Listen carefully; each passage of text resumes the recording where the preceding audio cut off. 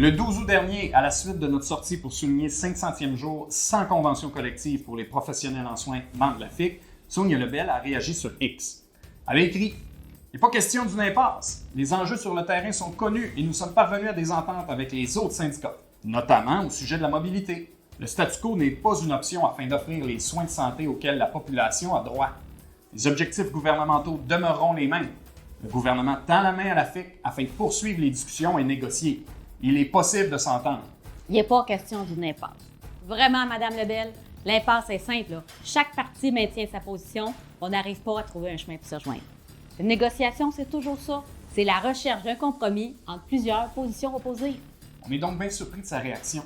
À la table de négociation, on a placé les demandes des membres pour bonifier l'entente, puis le gouvernement a démontré aucune ouverture pour nous rejoindre. On a tenté des solutions que le gouvernement a rejetées. Donc voilà, impasse. Puis elle compare aussi, encore une fois, notre négociation à celle des autres syndicats du secteur public. Pourtant, les autres syndicats ont publiquement nommé que pour eux, la question de la mobilité, c'était pas un enjeu dans leur négo.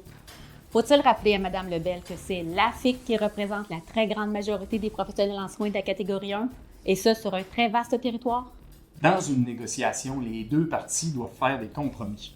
Quand le gouvernement partage des informations erronées ou biaisées, c'est qu'il cherche à nous déstabiliser. Notre lutte n'est pas terminée. On garde le cap sur l'objectif, avoir une entente jugée satisfaisante par nous, les professionnels en soins. Puis pour dénouer cette impasse-là, votre mobilisation, ça va être la clé du succès. Votre implication va faire toute la différence. À la rentrée, il va vanter.